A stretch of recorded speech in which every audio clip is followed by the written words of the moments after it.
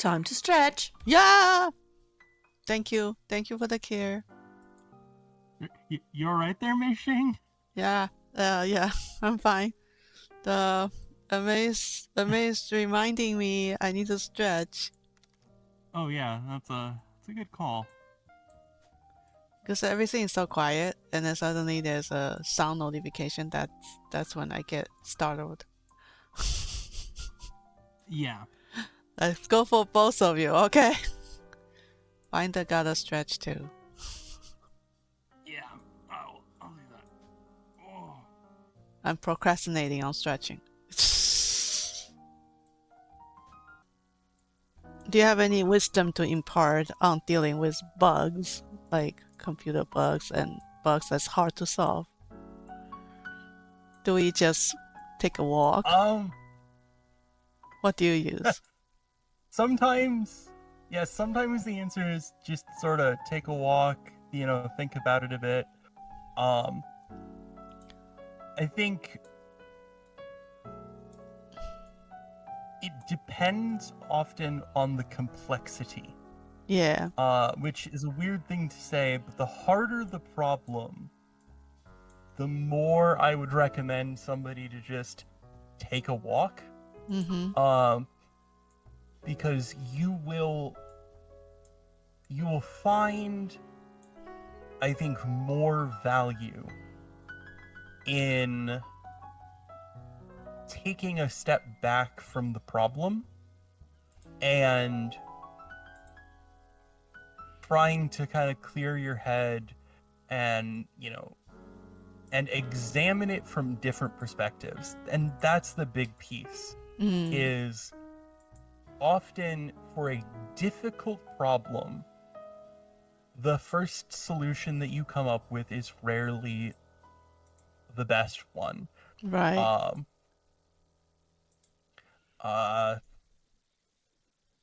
And I mean, there's countless examples of this in kind of every field. Anywhere you look, people's first solution is rarely, if ever, the best one. And that's so good to know. Often, I would say, yeah. But I mean, you can look at history. You can look at, the famous case of Edison and the light bulb. You can look at the job, literally, the title of researcher is effectively someone who comes up with different solutions and tries them until they find one that works actually really well, right? I mean,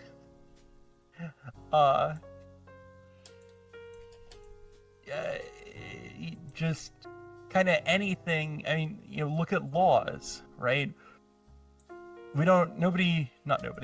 Very rarely is the first draft of a law ever passed.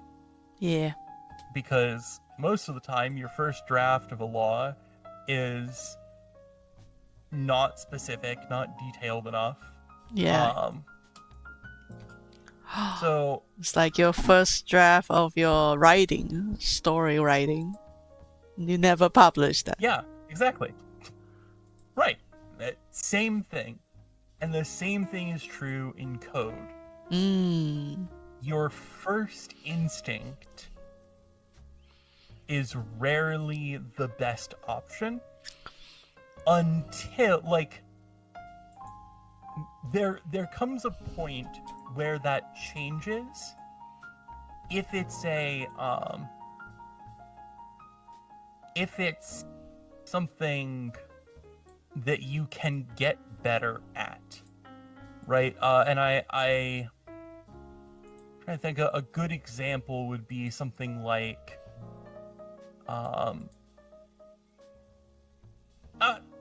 piano, right?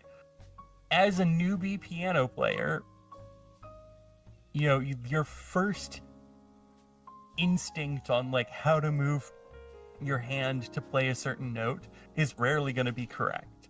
And so you have to take a moment and focus and figure out, okay, how do I actually play this correctly? as you build skill, your instincts align better with how to perform. And the same is true of writing, right? The more you write, the better you get at, the better you train your subconscious to effectively preemptively catch the mistakes. Right, the same is true of code, the same is true of art. Yeah. Right? You're, as an artist, the more skilled you become, the better you get at going both at like the physical action of drawing the lines correctly, but also at going, oh, if I draw this line here at this angle, that's not gonna line up in like an hour and a half when I try to draw, like the other half of this guy's walking staff, right? Walking stick or something like that, right? Sorry. Like I'm sure that's happened to you in your head at some point where you go, oh, huh, like this line isn't going to match up with the vision in my head. And so you erase it and redraw it until you like how it looks. Yes. But as a new artist, you go, you draw your line and you kind of go, oh, that looks pretty good. And then, later you go, oh crap, I have to redraw that line because it's like the angle is just slightly off and it doesn't look right. But you get better.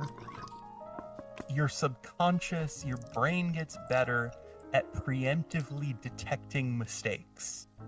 Yes, absolutely. The more you do that. And so the same is true for coding. The more you code, the more you do different designs, the more you work with different types of software, the better you get at preemptively going, that's a bad idea. That's gonna hurt me in the future. Right. And it is sometimes difficult, I think. Not sometimes, it's often difficult.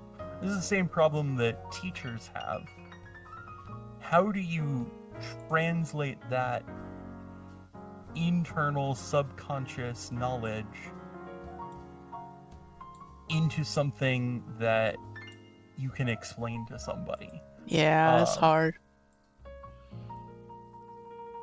And for me, the reason I picked Area 2D and the hitboxes is because it gives a good visual display of where they are.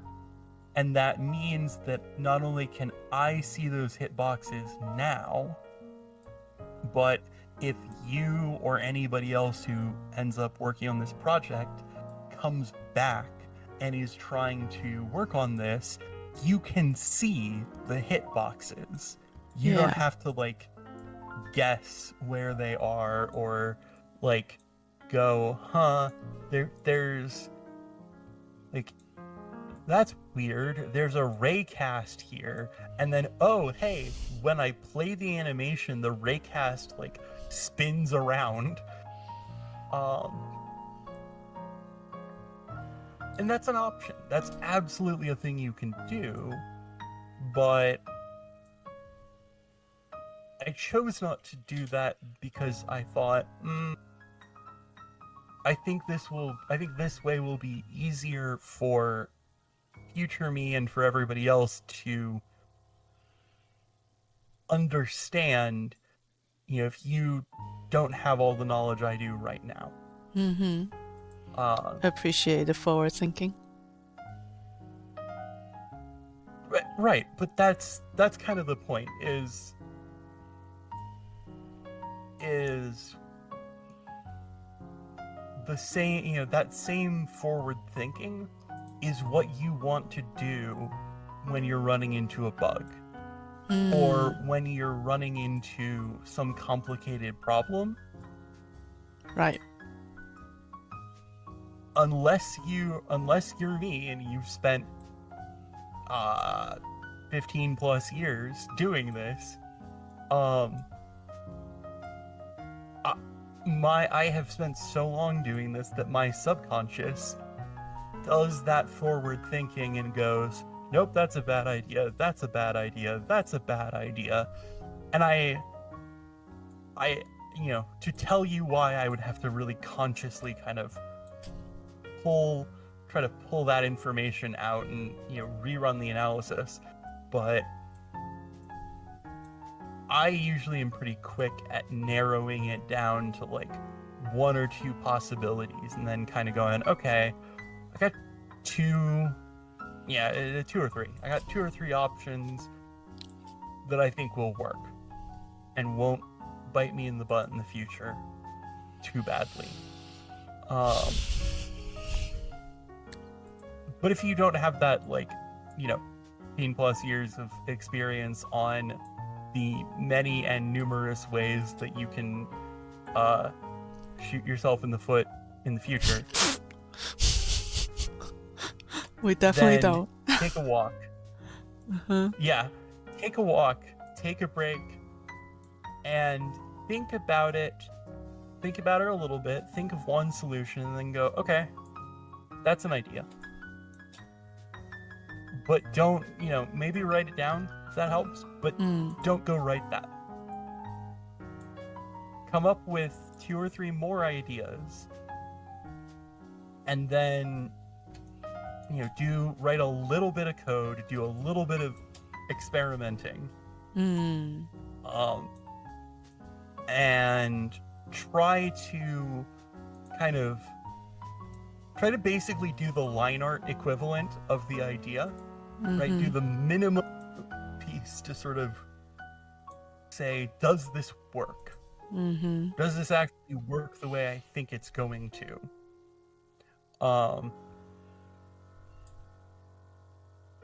And do that with 2 or 3 of your the ideas that you have, and then you pick the best one. Right. It's like sketching. Like sketching a concept. As for bug, sketching out a concept. Yes, literally, you sketch out, you code sketch 2 or 3 concepts for how you're going to make this thing work, and then you pick the best, your best sketch, and maybe often really you'll go, okay, this part of idea number 2 works, and this other part of idea number 3 works, so I'm going to make idea number 4, which is a combination of those.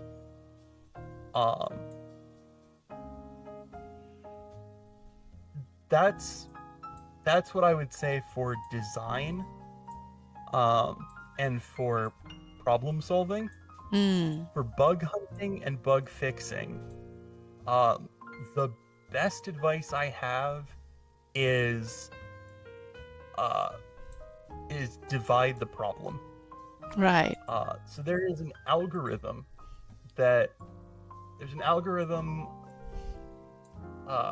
called binary search, and the very simple idea.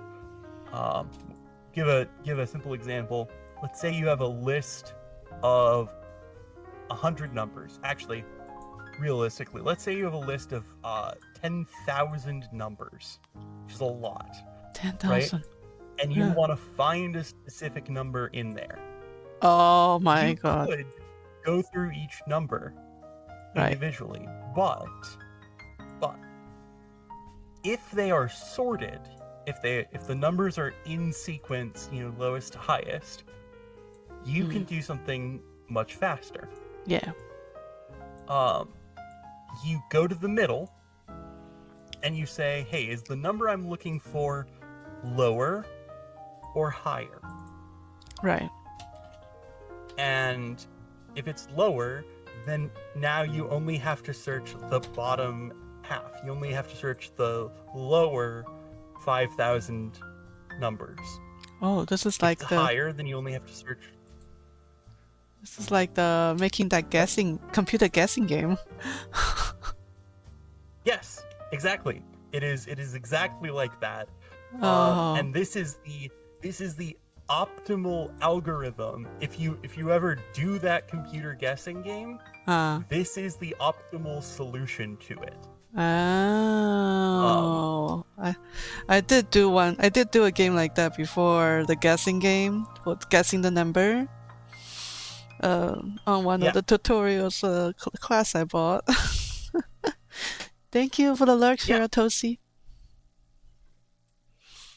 yeah. This is the optimal solution to that. Is if your range is, you know, numbers in the range of 1 to 100, you start at 50, and then if it's lower, you go to 25. And if it's higher, you go to 75. It turns out that if the reason it's called binary search is actually because we are dividing by 2, right? We're dividing it in half each time. And so so the maximum number of items that we have to check to find, if our number is in this list of 10,000 numbers, we have to do 14 checks. That's If they're sorted and we're doing a binary search, we only have to look at 14 items. Oh, that's not too bad. which is not too bad. And you can apply that same logic, the same kind of concept to bug fixing.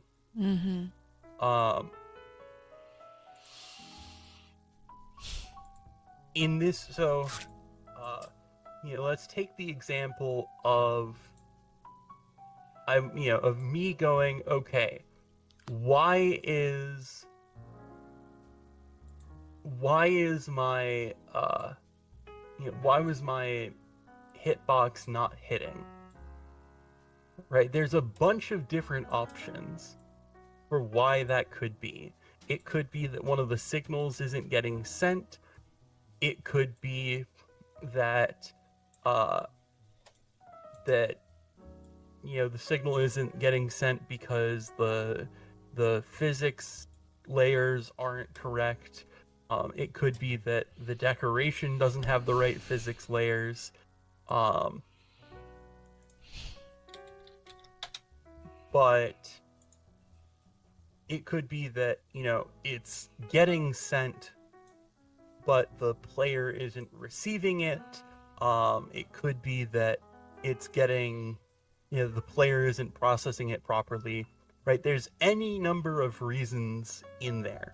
And so the first thing I did was I went into here and I stuck a breakpoint here. And because this breakpoint didn't trigger, I now know that it's not an issue with my code. It's an issue with the fact that, for whatever reason, the hitboxes are not colliding. And so I cut out a whole bunch of possible issues that it could be with one thing.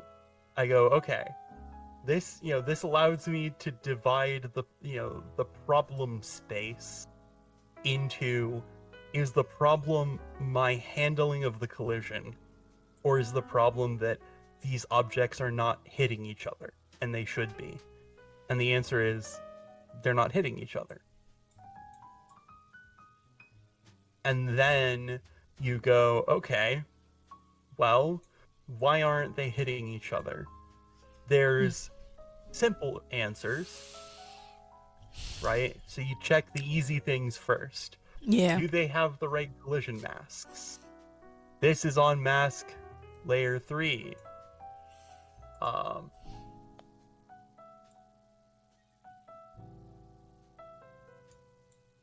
This is on layer 3. So they do have the right collision masks. Okay. And then I turned on visible collision shapes to make sure that they were actually overlapping the way that I thought they should be, and they were. And so finally I went, okay, well, I've divided my problem in half. I've checked the simple answer, the simple possible reasons. What am I left with? Right? What other possible problems could there be here? And then I remembered that the issue is, and I was like, oh, technically the shapes, I'm not getting this shape entered signal because the shape isn't entering. There's now overlapping. Right? There was no moment when they entered. They're just overlapping now, and that does not send a signal, which is annoying. But it does make sense, right? Because the signal is when these two things begin to overlap, and they didn't. They just, it's like summoning a box out of nowhere.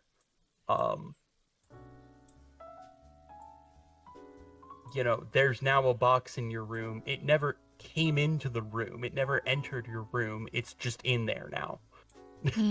And so the door, if there's a sensor at the door that's checking for boxes entering your room, it didn't see a box enter your room. The box just appeared there via magic. So the door sensor didn't go off, which makes perfect sense. But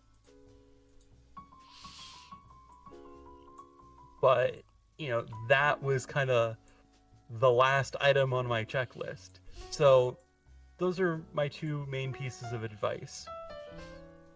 For design, don't go with your first instinct. Don't go with your second instinct.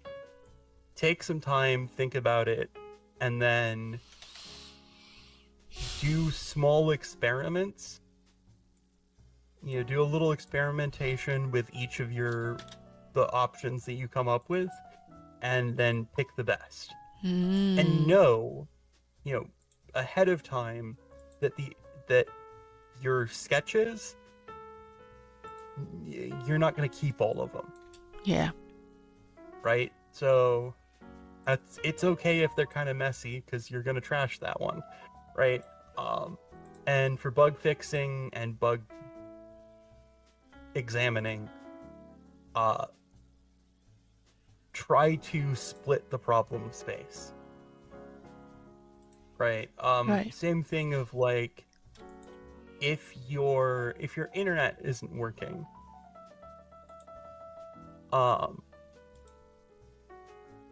like the first thing, you might jump to the assumption that, my ISP has gone down, which is possible, but the first thing that I usually check is, can I hit Google? Or can I hit like example.com? Right? Because if I can hit one of those, then my internet is up, and it's my connection to that website that's bad. If I can't, then it's a problem somewhere along my internet.